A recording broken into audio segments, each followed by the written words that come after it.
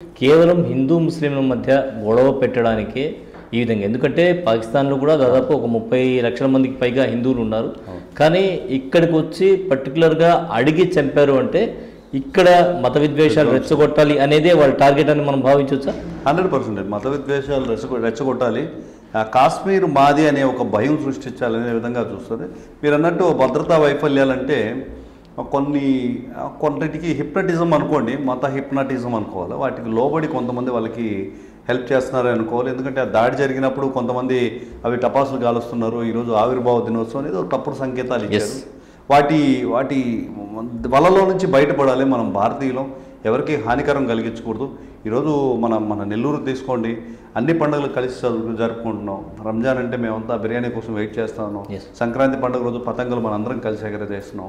ఈ విధంగా ఇంటిగ్రిటీని ముందుకు తీసుకెళ్ళాలి, కానీ వీటిని విధ్వంసం చేయకూడదు.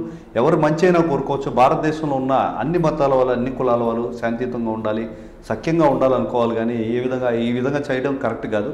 వల్ల పడ్డ యువతని ట్రాప్ చేస్తున్నారు, ఆ ఉగ్రవాదంలో తీసుకుంటున్నారు, ఒక రకమైన ఇంజెక్షన్ ఎక్కిస్తున్నారు. ఆ లౌకికవాదం కూడా ఇదే చెప్తుంది, ఎవరిని నొప్పించకూడదు. మీ మత సాంప్రదాయాలు ఏవైతే ఉన్నాయో దానిలో ప్రభుత్వ జోక్యం ఉండదు, కానీ మీరు స్వేచ్ఛగా పాటించుకోవచ్చు. ఎవరిని నొప్పించి తీసుకెళ్ళడం కానీ అక్కడ హింస అనేది కానీ చేయొద్దు అని చెప్పి ఖచ్చితంగా రాజ్యాంగం చెప్తుంది. ఈ హింస అనేది మంచిది కాదు. సత్యమేవ జయతే అని పవన్ కళ్యాణ్ గారు పదే చెప్తున్నారు. ఈ విషయంలో సత్యం ఏంటంటే, పాకిస్తాన్ నుంచి ముస్లిమ్స్ వచ్చి నువ్వు ముస్లింవా కాదా అని మరీ చంపారు. ఇది నిజం. దీని మీద చర్యలు తీసుకోవాలి. దానిలో భాగంగా ఇప్పటికే ఎన్డీఏ కూటమి చర్యలు స్టార్ట్ చేస్తుంది. సరైన ఆధారాలు లేని పాకిస్తాన్ ముస్లిమ్స్ని అందరిని కూడా బయటికి పొమ్మంటుంది, అంతేగాని ముస్లిమ్స్ పొమ్మనట్లేదు.